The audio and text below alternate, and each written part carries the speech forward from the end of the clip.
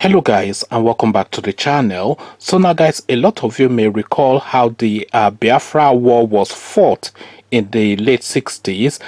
The strategy roughly then, I think Awolowo was the finance person then and Gowon was the head of state, but the strategy then was to starve the Biafra region of food as the army weighed upon them. So they blocked all the access for food to transit into Biafra, including food from people like Red Cross, etc. They blocked all the access for food to transit into Biafra as the Nigerian troops weighed upon them. So you recall that there was a lot of cases of malnutrition coming out of the Biafra area in that time, and kwashoko and all that kind of stuff. So deja vu, as history repeats itself, as guys, I bring you this. Concerns grow as northern traders divert food items to Niger, Cameroon, and others. So a lot of the food items that is eaten in the southern regions are actually grown in the northern regions. So we know, of course, that the cattle, the malu that we eat, a good 90% of them come from the northern region. We know that, but also the tomatoes that we use for cooking, they come largely from the northern region. The onions, they come largely from the northern region. Even a lot of the yam that we eat comes from the northern region. So now this ongoing thing conflict that is going on between the southerners and the Fulani headsmen, the killer Fulani headsmen. The Fulanis are now looking to double down their advantage as they now employ that Biafra war strategy to attempt to starve the southern regions of food. Again, the headline: concerns grow as northern traders divert food items to Niger, Cameroon, and others. So now let's see how history repeats itself. The Southwest may experience a food crisis as foodstuff and cattle dealers across the northern parts of the country have started diverting their goods and or consumable to the neighboring countries of Niger Republic and Cameroon. Correspondents reported that some groups blocked trade routes to the south by stopping food item-laden trucks on Friday. While many Nigerians believe this move would spark a food crisis in the south, others have described it as an opportunity for the region to invest in agriculture. Recall that northerners on Friday stopped truckloads of food items from the northern part of the country from entering Kwara State and neighboring states in the southwest. A video clip showing the illegal stoppage of trucks carrying food items from the north to the south at a Jeba village in Niger State by some northern youths circulated on social media on Friday. But the defense headquarters clarified that following the tension generated by the incident, joint troops comprising the military and other security agencies were deployed to clear the Jeba-Kaduna road. They had since restored normalcy in the general area. Some northern youths had prevented many trucks carrying items like tomato, onions, beans, yam, and cattle from going beyond a location in Jeba called Kara into Kwara and other states in the southwest. The situation, it was gathered, caused the trucks to be parked by the roadside with some of their contents already going bad. The development, it was learnt, was connected to an ultimatum given by the national leadership of the Miyetti Allah Cattle Breeders Association of Nigeria (MAGBAN) to the federal government, which demanded compensation for the losses suffered by northern traders in the recent mayhem at Shasha Market in Ibadan, Oyo State, and during the NSAS protest. The new trading network began shortly after the Northern Consensus Movement (NCM) and the Amalgamated Union of Foodstuff and Cattle Dealers of Nigeria commenced a strike on Thursday and blocked all borders between the north and the south. The northern groups also clarified on Friday that they were demanding only 4.7 billion naira as compensation for their members killed and properties destroyed during the Shasha crisis in Ibadan, Oyo State, and the NSAS protest in the western and eastern parts of the country against the earlier reported 475 billion naira demanded. National President, Northern Consensus Movement, Awal Abdullahi Aliu, told correspondents that the federal government had failed to meet all their demands, hence the commencement of the strike declared by the group. He stated that all the border roads between the north and west, north and south, and the north and the east had been blocked against trucks carrying foodstuff and other consumables from the north to any part of the south. Vice Chairman of the Kwara State branch of Macban, Ali Mohammed, said Kwara State had yet to carry out the association's demand, except for some other northern states like Niger and Bauchi states, which he said had started giving in to its demands.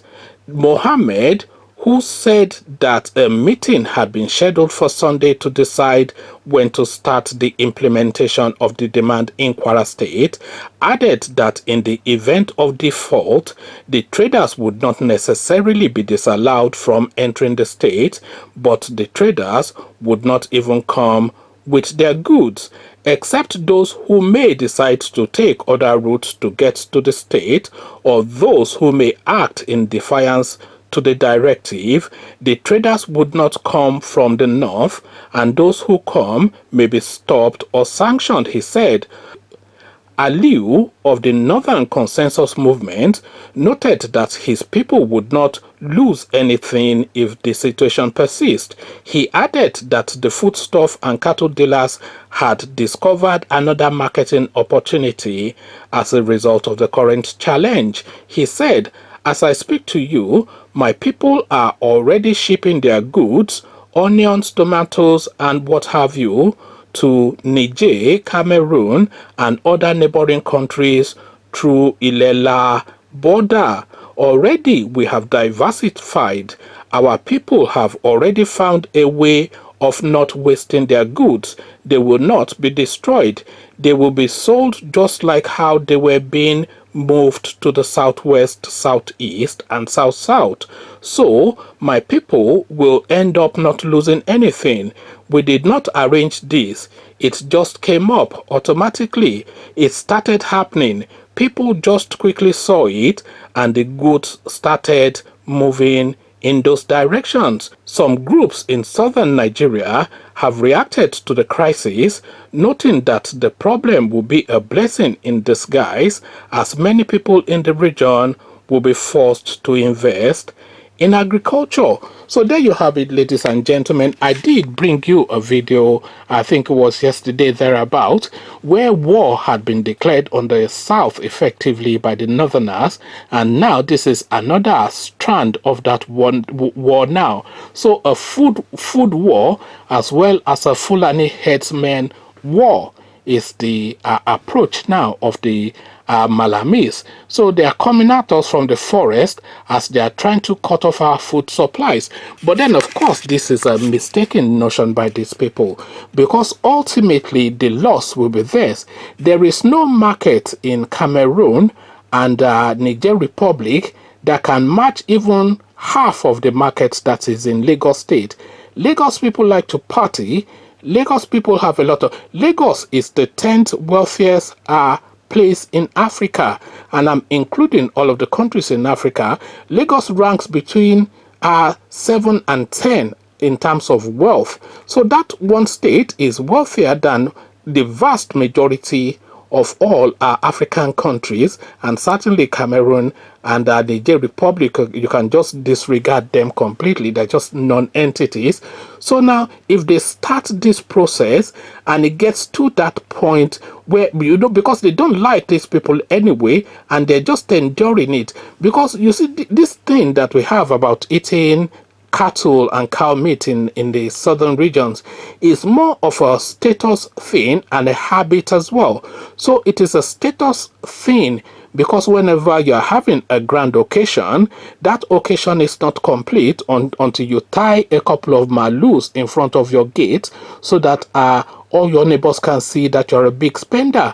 So a good 40 to 60% of the spend on Malu is actually for that purpose, for the show-offing purpose. So now if we get to a situation where Malu is no longer available within the southern regions, and the southerners now look to another alternative, by the time these people now start bringing back their cattle, it will be too late, because already the mind would have shifted from these people that these people that we don't like you before, you have now cut off your Malu, don't bring them back anymore. So if they bring them back, at least they can't bring AK-47 to your house to come and force you to buy Malu. That would be a new development even for Nigeria.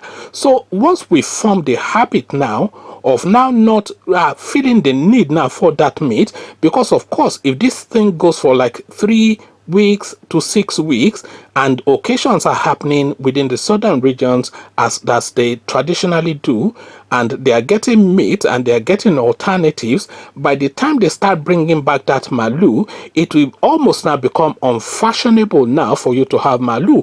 They will almost mock you now if you are doing that your wedding or your naming or your whatever it is that you're doing, and you buy Malu and you tie it to the front of your gate to show off. People will almost mock you now, because the mind shift would have moved completely away from that thing.